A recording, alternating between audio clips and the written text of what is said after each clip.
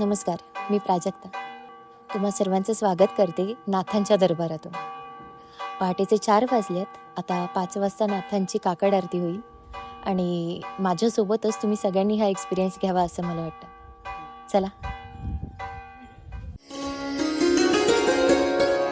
पहाटेची काकड आरती अनुभवण्यासाठी आम्ही 3:30 वाजताच मंदिराबाहेर जाऊन थांबलो होतो.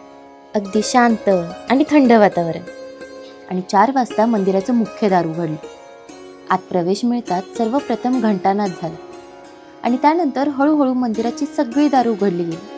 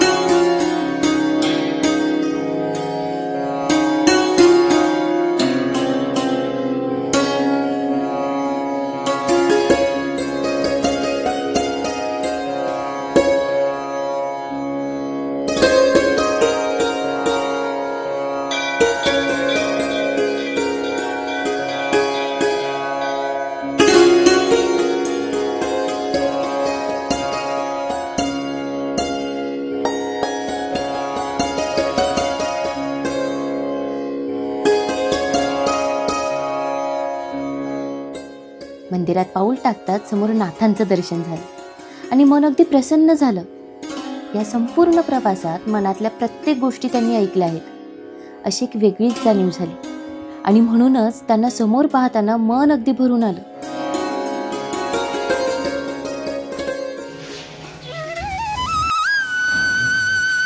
त्यानंतर आम्ही महादेवाच्या मंदिरात गेलो. तिथे शिवलिंगांवर अभिषेक करून भस्म, चंदनाचा टिळा आणि सुंदर शृंगार करण्यात आला.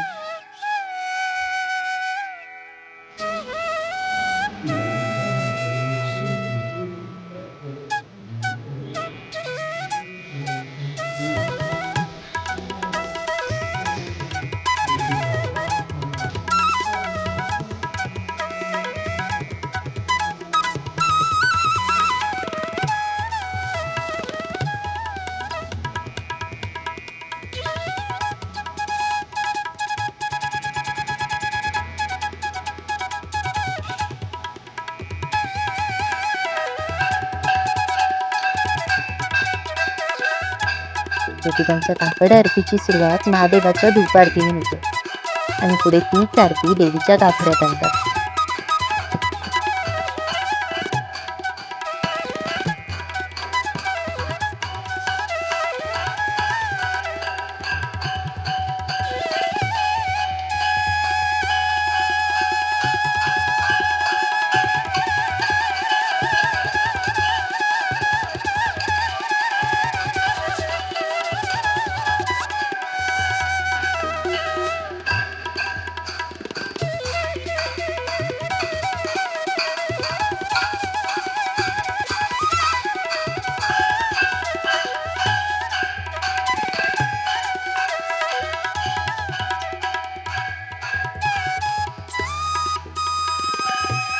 यानंतर आम्ही आलो नाथांच्या दरबारात, जिथे काकड आरतीमध्ये त्यांचे संपूर्ण शृंगार, पाद्यपूजा आणि त्यांचे महिमे गायले गेले.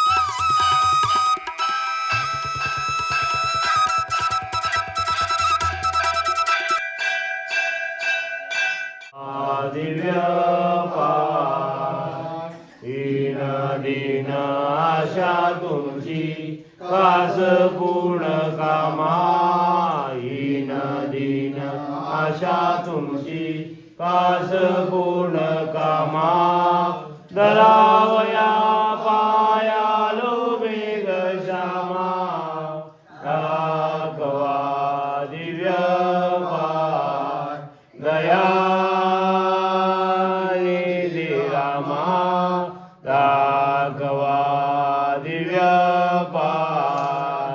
माय बाप बंधू मैत्र तुझी सर्वे आम्हा. खरंच माय बाप बंधू मित्र या सगळ्याच रूपात आजपर्यंत आपल्या पाठीशी उभे राहणाऱ्या नाथांची कृपा अपार आहे आणि माझ्यासाठी हा अनुभव खूप खास होता. कारण मी पहिल्यांदाच काकड आरतीचा अनुभव घेत होते.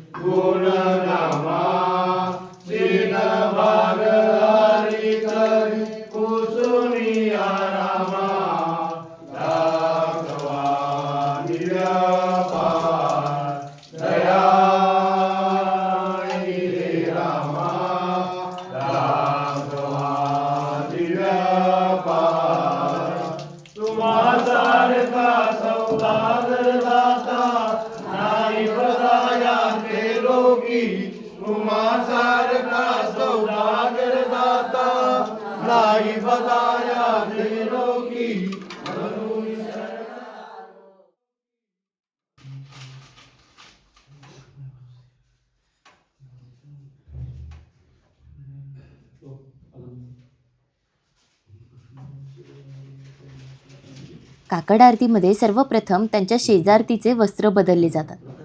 त्यानंतर त्यांचा आधीचा शृंगार स्वच्छ करून नवीन शृंगार केला जातो.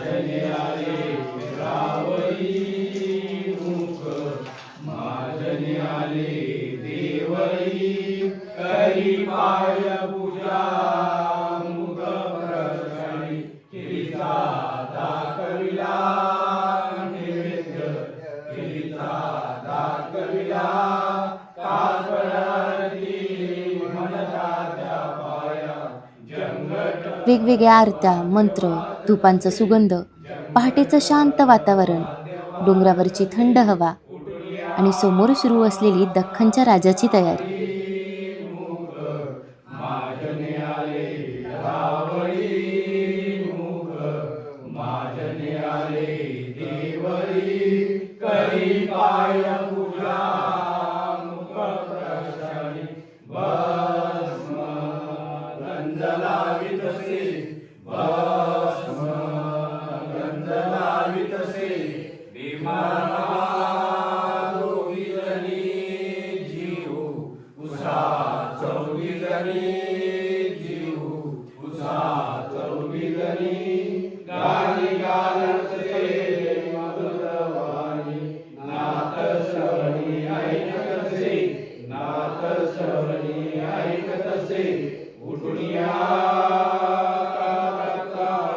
हे सगळं पाहताना मन अगदी हरकून गेलं होतं. प्रत्येक क्षणी मी मनातून नाथांशी बोलत होते आणि ते माझा प्रत्येक शब्द ऐकत होते, ही भावना होती.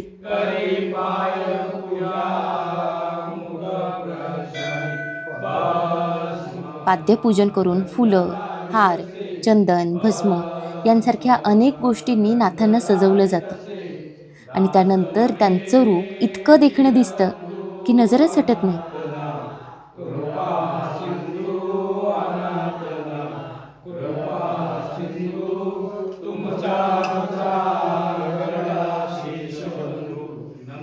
असं म्हणतात की नाथ प्रत्येक भक्ताच्या मनातलं ऐकतात आणि कायम त्यांच्या पाठीशी उभे राहतात. आणि म्हणूनच त्यांच्या दरबारात आल्यावर प्रत्येक जण आपलं मन हलकं करून जातं.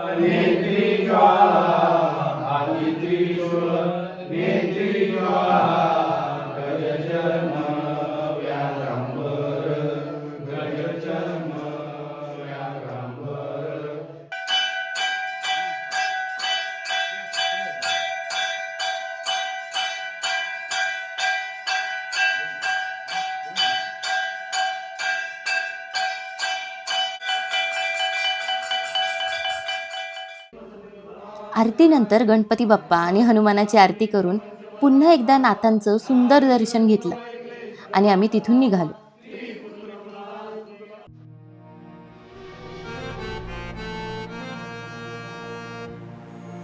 सकाळी मंदिराचा संपूर्ण परिसर पाहताना एक वेगळीच ऊर्जा जाणवत होती. डोंगरावर गुलालाने नटलेलं, अगदी थाटात उभं असलेलं हे मंदिर खूपच भव्य आणि आकर्षक दिसत होतं.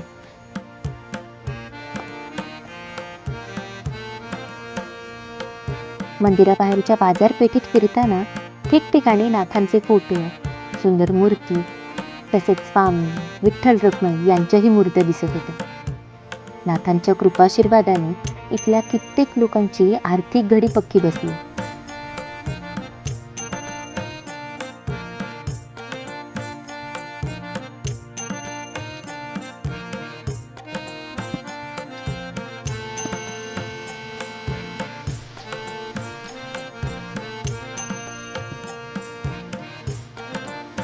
पहाटेचं शांत निर्मनुष्य मंदिर आणि नंतरचं गजबजलेलं वातावरण, या दोन्ही अनुभवांमध्ये खूप मोठा फरक जाणवला.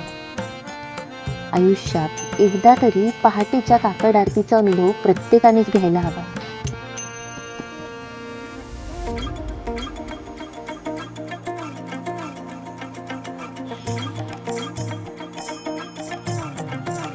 नमस्कार, तुमचं नाव? शिवम. बरं, मला तुम्हाला एक प्रश्न विचारायचा होता. आपल्या नाथांचा दिनक्रम काय असतो?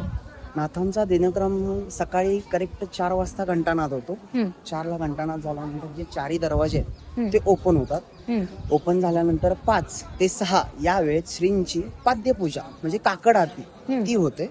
बरं, काकड आरती झाल्यानंतर श्रींचा 8 ते 9 या वेळेत अभिषेक असतो. बरं. अभिषेक झाल्यानंतर श्रींची 9 ते 10 या वेळेस अलंकारित पूजा बांधली जाते. हं, ती पूजा झाल्यानंतर 10 ते 12 या वेळेस श्रींची आरती असते. हं. आरती म्हणजे दुपारती असते. ओके.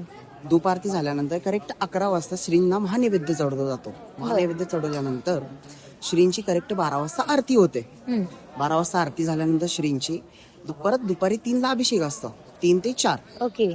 3 ते 4 अभिषेक झाल्यानंतर परत 6ला आरती होते. 6 ते 8 यावेळेस आरती असते. हं, आरती झाल्यानंतर परत श्रींना संध्याकाळी खिरीचा प्रसाद दाखवला असतो. खीर म्हणजे ओके, ती तांदळाची रोज? खीर असते रोज. बरं, तांदळाची खीर झाल्यानंतर श्रींची परत शेजारती होते. बरं. शेजारती झाल्यानंतर करेक्ट 11 वाजता मंदिराचे दरवाजे बंद होतात. बंद.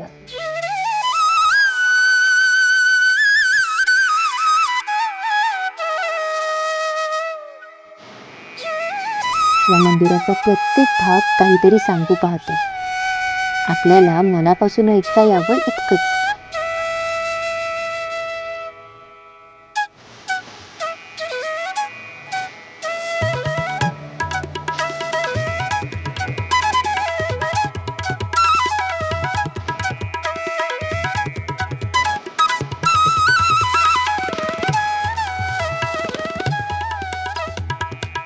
नमस्कार, तुमचं नाव?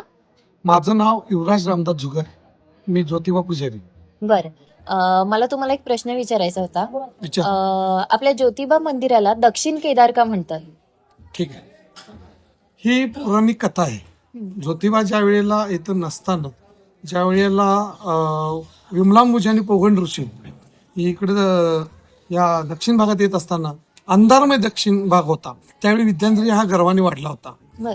मग त्यांना गुरु मानत असल्यामुळे विद्याधरी झुकला गेला आणि मग सूर्यप्रकाश पडला.